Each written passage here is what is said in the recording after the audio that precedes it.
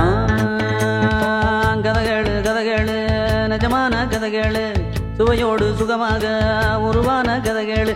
குட்டி ஸ்டோரியோட ஒலி புத்தக பகுதியில் இன்னைக்கு நான் வாசிக்க போகிற நூல் ஓநாயின் புத்தாண்டு கொண்டாட்டம்.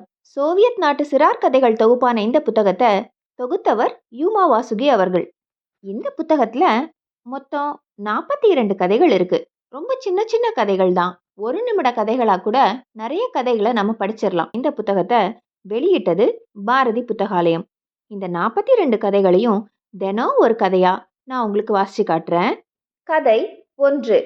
துணிச்சலான சுண்டெலி. எஸ்கிமோ கதை. ஒரு சுண்டெலி இருந்துச்சு. அது பயணம் போகணும்னு ரொம்ப ஆசைப்பட்டுச்சு. பாட்டி எலி அதுக்கு சில அப்பங்களை செஞ்சு கொடுத்துச்சு. சுண்டெலி கிளம்பி போனதும் தன்னோட வாசல்ல நின்னபடி பார்த்துச்சு. அது காலை நேரம். மாலையில சுண்டெலி வீடு திரும்பியது. பாட்டி, இந்த பனி பிரதேசம் முழுவதிலும் நானே பலசாலி, புத்திசாலி, தைரியசாலி அப்படின்னு அந்த குட்டி சுண்டலி சொல்லுச்சு. எதை வச்சு இப்படி சொல்ற அப்படின்னு பாட்டி சுண்டலி கேட்டுச்சு. நான் நடந்து நடந்து ஒரு கடலை அடைந்தேன். பெரிய கடல் அது என்று சொல்ல தொடங்கியது சுண்டலி. உயரமான அலைகளை கண்டு நான் பயப்படவே இல்லையே. நீர்ல குதிச்சு குதிச்சு நீந்தி கரை சேர்ந்தேன். அந்த கடலை எனக்கு நல்லாவே தெரியும் என்று புன்முறுவல் செய்தது பாட்டி எலி. அது கலைமானின் அடிச்சுவடு. அதில் நீர் நிறைந்திருக்கும், அவ்வளவுதான். அதுக்கு பிறகு நான் ஒரு மலையிலிருந்து குதிச்சேன் என்று சுண்டெலி தொடர்ந்து கூறியது. அது வியப்பூட்டும் அளவு பெரிய மலை. அதன் மீது வளர்ந்துள்ள மரங்கள் மேகங்களை போய் தொட்டுச்சு தெரியுமா?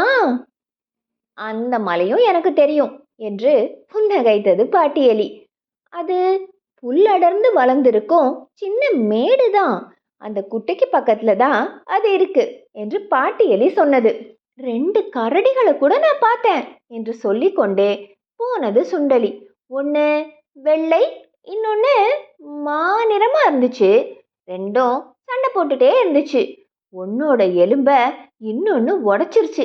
நான் போய் அவங்க 2 பேருக்கும் நடுவுல நின்று அவங்களோட சண்டையை விலக்கி விட்டேன் தெரியுமா அப்படின்னு குட்டி சுண்டலி சொல்லுச்சு.